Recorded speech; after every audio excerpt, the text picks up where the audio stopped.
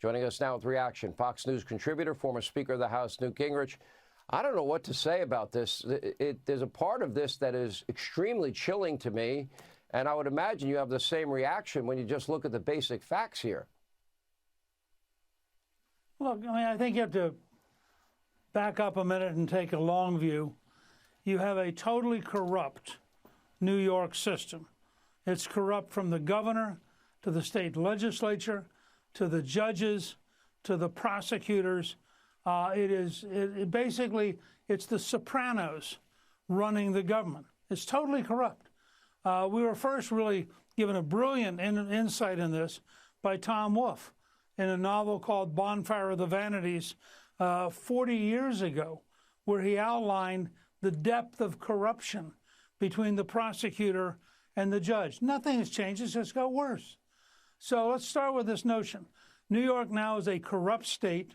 New York City is a corrupt city.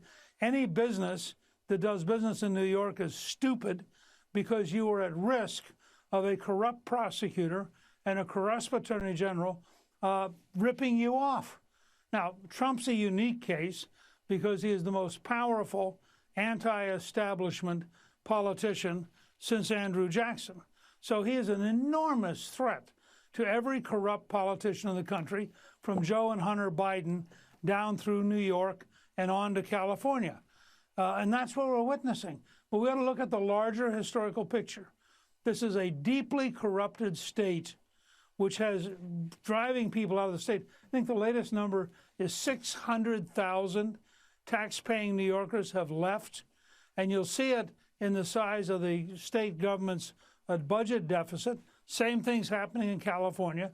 The corruption of Sacramento is driving people out of the state, and their budget deficit, I believe, this year will be $51 billion. These states are totally out of control.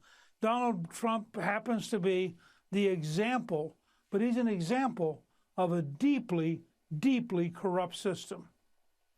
Let me ask you, as you look at the election, the way I'm seeing things is Joe Biden's losing his base in massive numbers. That, to me, is an opportunity. Your thoughts?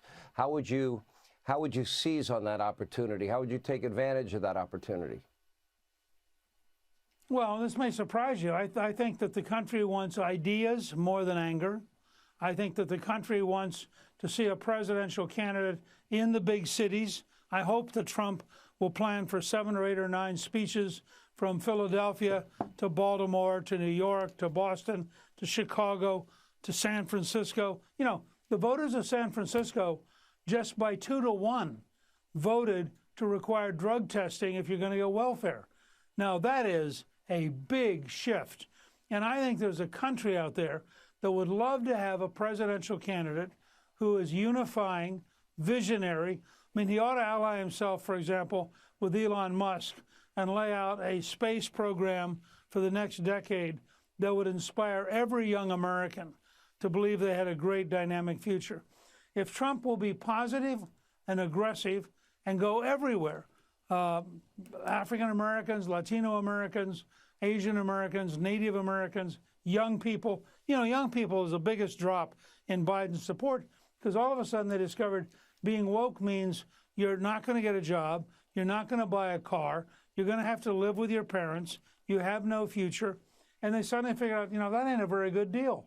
And of course, today, the Biden administration announced a plan to force every American to buy an electric vehicle, whether they want to or not, a position, by the way, which about 2/3 of the country is totally opposed to. And that just gives you one more example.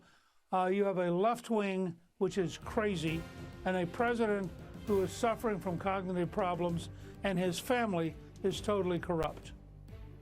How's the border doing under Joe Biden? How is safety and security where you live? How are your schools where you live? How's the economy working out for you? Simple questions. The last thing the media or the Biden people want to talk about. The only thing conservatives should talk about. All right, Mr. Speaker, thank you. We appreciate your time.